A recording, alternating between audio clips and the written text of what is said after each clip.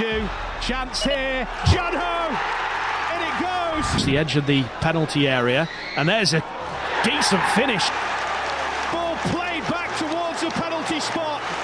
배준호와 양민혁이 한 경기에서 득점한 장면이 흥미로운 이유는 두 선수는 연령별 시절부터 국가대표팀에 대한 강한 열망을 말했던 선수들이고 불과 3살의 나이 차이는 곧 현역내내 대표팀 주전 경쟁의 예고를 의미하기 때문입니다. 유소년 시절 배준호는 공격형 미드필더였지만 현재는 레프트 윙어로 분류되고 있고 오늘 경기에서도 10번 자리에는 베이커가 출전했고 배준호는 윙어였습니다. 양민혁은 전형적인 오른발 윙어이고 최적의 포지션은 역시 왼쪽입니다. 결국 유소년 시절에 상당히 다른 유형이었던 두 선수는 성인 무대에 와서 감독들에 의해 같은 역할을 요구받기 시작했고 그들에게 목표 지점은 7번이 되었습니다.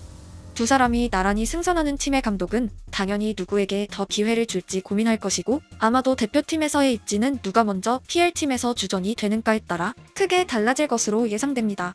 모두가 아시겠지만 한국 대표팀에서 7번 자리는 역사적인 포지션입니다.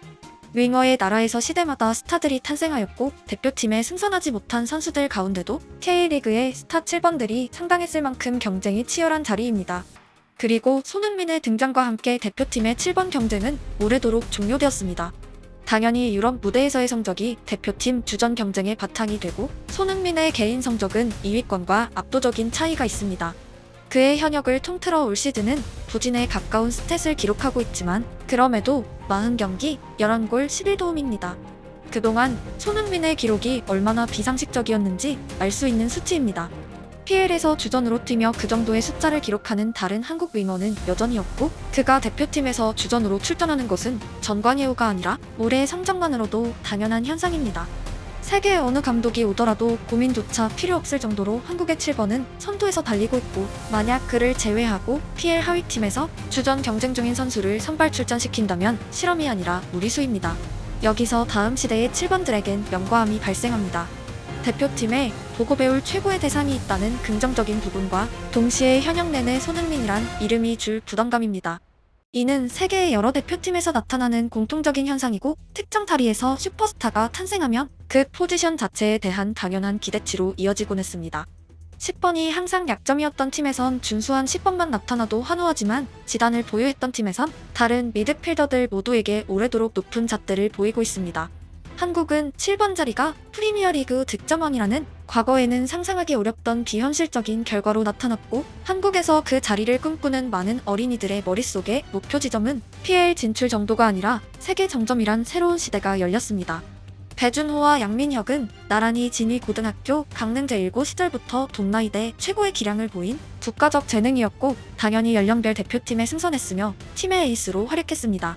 또한 K리그 입성과 동시에 성인 무대에서의 적응에 비교적 어려움이 없었고 각각 리그 최고의 영플레이어로 군림했습니다. 한국 최고의 유망주들은 나란히 유럽의 호출을 받았고 정확히 3살의 나이 차이만큼 순차적으로 나타나고 출국했습니다. 선수로서 남부럽지 않은 엘리트 노선을 걷고 있는 두 명은 더 큰 도전을 앞두고 있고 한국에서의 경쟁이 아니라 세계를 상대로 성장이 현 시점 최대 목표입니다.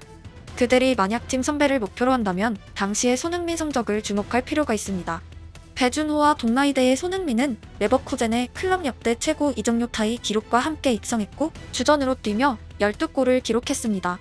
양민혁과 동나이대의 손흥민은 함부르크의 주전으로 도약했고 30경기에 출전했으며 5골을 기록했습니다.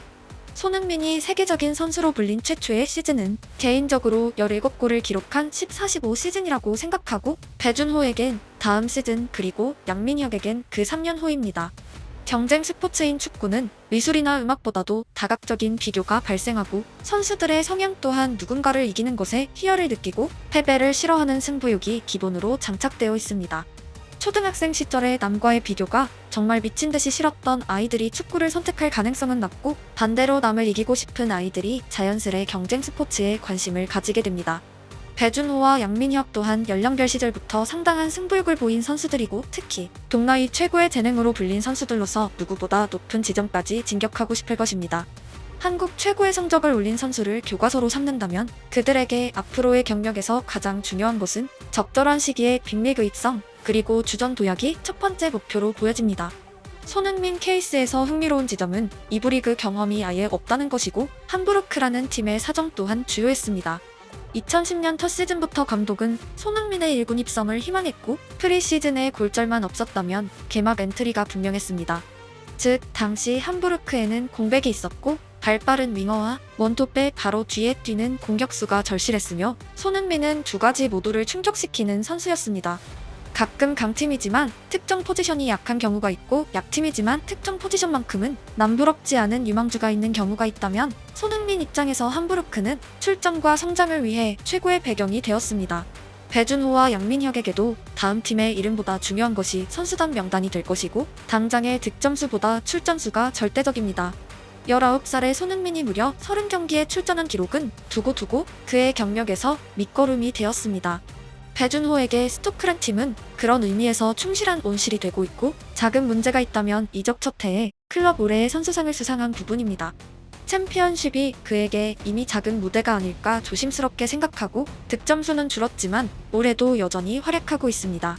시즌 종료 시점에 그와 팀의 선택이 주목되고 만약 그가 세계적인 선수가 된다면 그 과정에서 다음 팀의 환경은 거대한 선택입니다.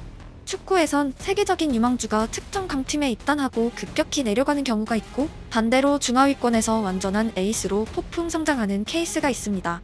레알의 웨데고르와 아스널의 캡틴은 아예 다른 선수가 되었고 선수와 클럽의 궁합이란 분명히 존재합니다. 결국 배준호의 에이전트에겐 선수의 미래를 위해 중요한 숙제가 주어져 있고 그는 분명 스토크에 영원히 남을 레벨의 선수가 아닙니다.